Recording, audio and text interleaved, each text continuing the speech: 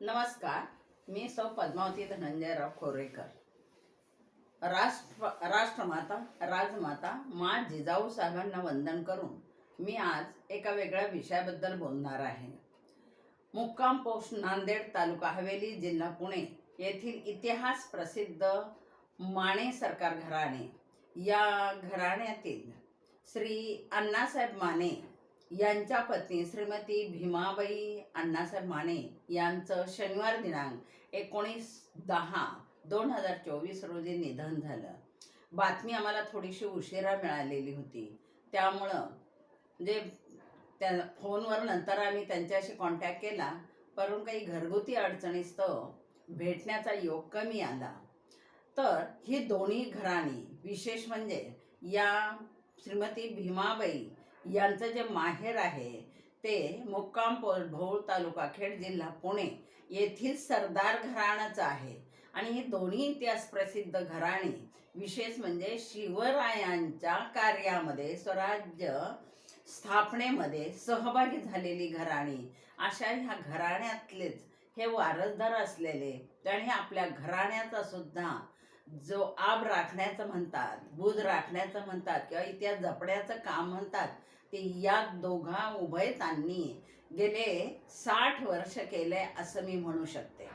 कारण या ज्या भीमाबाई आहेत, अतिशय सोज्वळ, प्रेमळ, आनंदी आणि भेटल्यानंतर साक्षात लक्ष्मीचं दर्शन व्हावं अशा स्वरूपाचं त्यांचं ते व्यक्तिमत्व होतं. त्यांना 4 अपत्ये होती. थोरले जे होते ते रावसाहेब माने, दुसरे चंद्रकांत माने, तिसरे किशोर माने आणि मुलगी संगीता शितोळे, मुक्काम पोस्ट फुरसुंगी, पुणे येथे असलेल्या. या सर्वांना त्यांनी जिजामातेने जसे आपल्या मुलांवरती प्रेम केले, नातवावरती प्रेम केले, त्याचप्रमाणे यांनी आपल्या मुलांवर केलेले आहेत.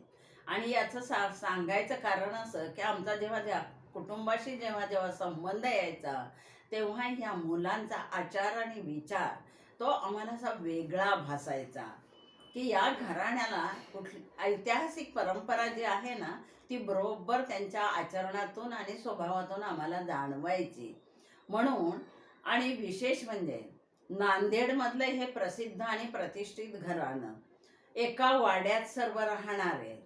या वाड्यामध्ये म्हणजे यांचे जे आई वडील होते, रघुनाथराव माने, अण्णासाहेबांचे वडील रघुनाथराव माने आणि आई कैलासवासी वेणूबाई माने, या कुटुंबाशी जेव्हा आमची ओळख झाली, ती ओळख आमचा विद्यार्थी धनंजय शाळेमध्ये आम्ही दोघे उभयता नवभारत हायस्कूल शिवणे इथे 30 वर्ष सेवा करीत असताना त्या ठिकाणी विनायकराव माने, धनंजय माने, किशोर माने आणि मुली तर सर्वच होत्या, परंतु या सर्व मुलींच्यामुळे त्यांच्या घरी जाण्याचा योग आला.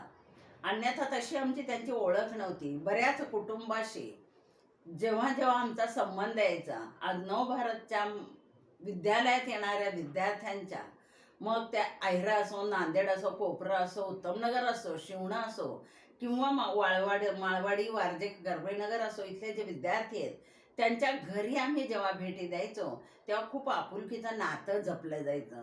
तसंच या घरी जाण्याचा योग असा आला आम्हाला.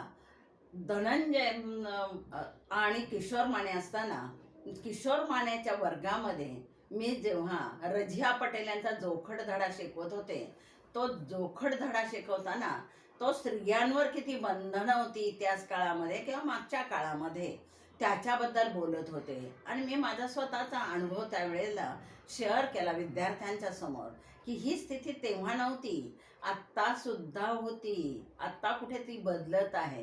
कारण माझ्या माहेरी सुद्धा सन 1973 मध्ये लग्नानंतर सुद्धा मला गोशा पद्धतीला सामोरं जावं लागलं.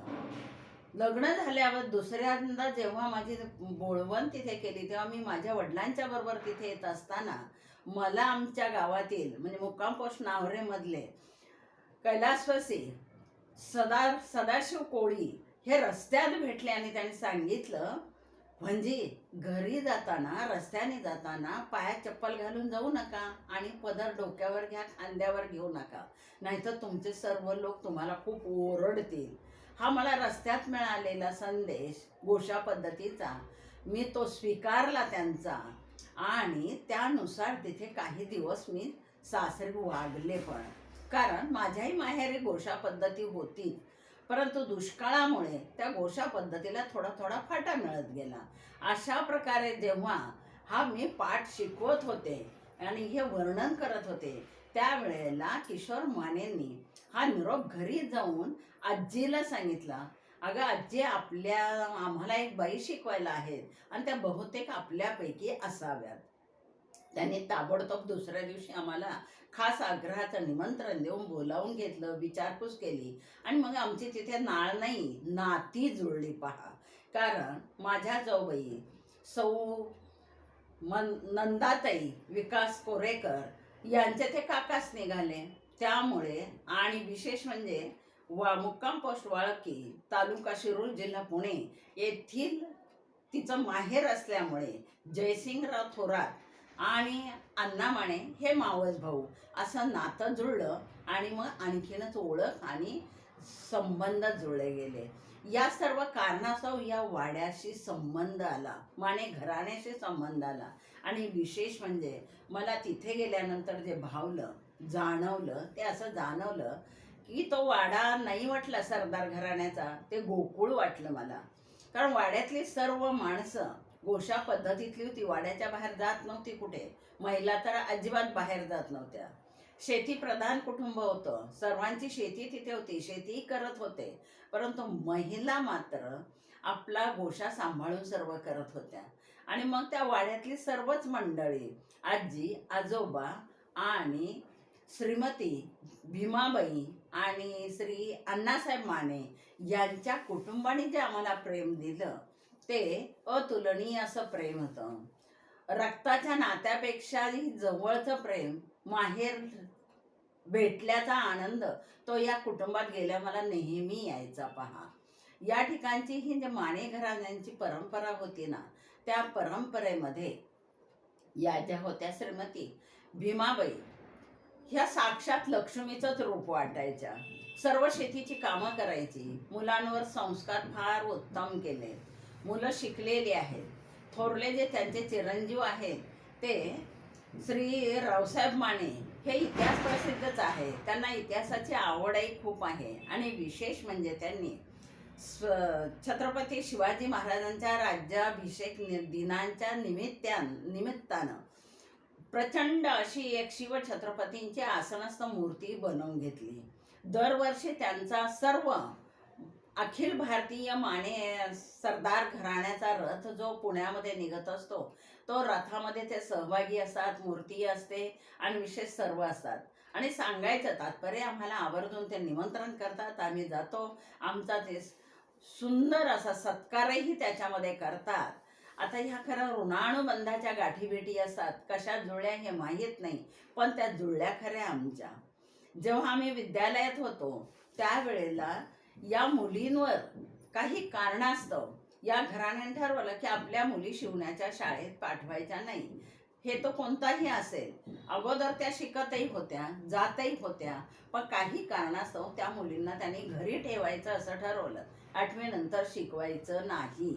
परंतु जेव्हा आमचा परिचय वाढला, ओळख झाली, तेव्हा त्यांना सांगितलं, नाही तुम्ही पाठवा, आम्ही तिथे आहोत, त्यांच्यावर लक्ष ठेवू. आणि मग अशा प्रकारे त्यांच्या सर्व मुली या शाळेमध्ये शिकल्या.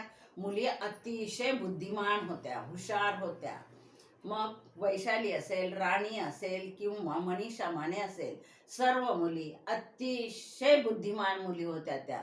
आणि त्या सर्व शिकून त्या शाळेतून गेल्या. आम्हाला त्याचा आनंद वाटला की कुठेतरी यांचा शिक्षणाचा मार्ग खुंटला असता, आपल्याकडून थोडंसं का होईना हे पुण्य घडलं असं म्हणता येईल.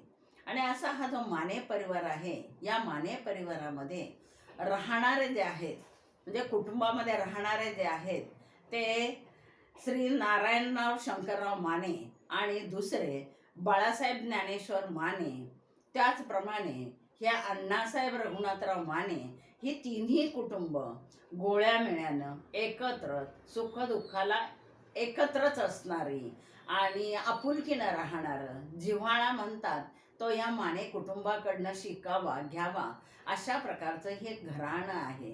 तर ही जी घराणी आहेत, दोन्ही घराण्याची, या साबळे घराण्यातल्या भीमाबाईंचं ह्याच्यावरती श्रेय आहे.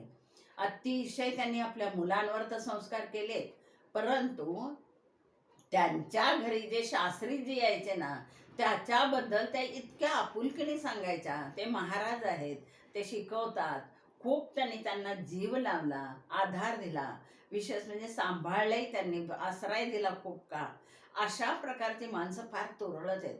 आजच्या काळात विरळ उदाहरण होईल. एक उदाहरण मला आवर्जून यांचं सांगायचं. मुलांवर सर्व प्रेम करतात, संस्कार करतात, परंतु या श्रीमती भीमाबाई आणि आपल्या अण्णासाहेब माळेंनी काय केलं माहिती आहे का? जेव्हा पहिल्या भेटीत आम्ही गेलो, नंतर सतत जाणं येणं झालं, काही कार्यक्रमाच्या निमित्तानं, यात्रेला, जत्रेला किंवा ते वडिलांच्या श्राद्धाला सतत बोलवायचे.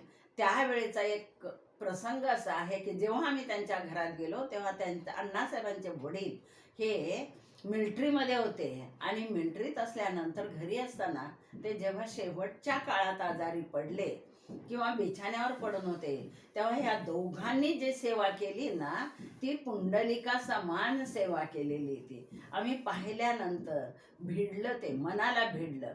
आणि खरं सांगू, श्रावण बाळाचंच रूप इथे आम्हाला पाहायला मिळालं की मुलगा वडिलांची सेवा करेल, पण सुनबाईनं सेवा करणं. आणि त्यांच्याकडून ते ऐकल्यानंतर असं जाणवलं की ह्या जगावेगळी सुनबाई होत्या त्या. आणि घराण्याचा वारसा असतो, घराण्याचे गुण असतातच.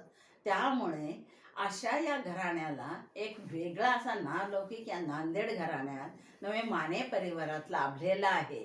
आणि या सर्व माने परिवारांच्या विशेष म्हणजे कुटुंबियांच्या सुखदुःखात तेही आमच्या गावी मुक्काम पोषणावर इथे येत असतात, जात असतात, आम्ही तिथे जात असतो.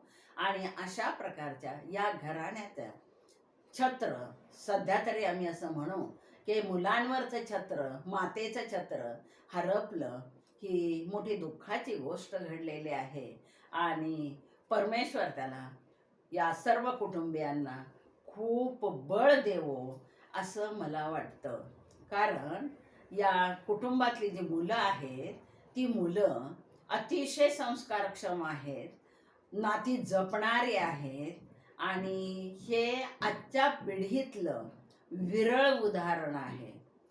विरळ उदाहरण एवढ्याचसाठी म्हणेल की आज काय झालं, पैसा उदंड झालेला आहे प्रत्येकाजवळ, पण भावाभावांचं नातं, चुलत्या पुतण्यांचं नातं किंवा आई वडिलांचं नातं. जेव्हा मला किशोर मानेंशी मी संवाद साधला फोनवरून, तो रडत होता अक्षरशः. अशी नाती फार तुरळ झालेली आहे हो. दुःख 1-2 दिवस व्यक्त करतात आणि मग आपल्याला माहिती पुढचा कार्यक्रम काय असतो तो बोलायला नको. परंतु मी एवढंच म्हणेन की पैसा उदंड झाला, नाती जपून ठेवा. आजच्या काळामध्ये अंधार फार झाला, पण ती जपून ठेवा. कारण आज नीतीला कुठे स्थान राहिलेलं नाही. जिथे नीती संपते तिथे अंधारमय जग असं आपल्याला म्हणावंच लागेल. प्रकाशमान कुठं असतं, जिथे नीती जपली जाते, समाजसेवा केली जाते, कुटुंबसेवा केली जाते किंवा देशसेवा केली जाते, घराण्याची सेवा केली जाते आणि नातीगोती जपली जातात.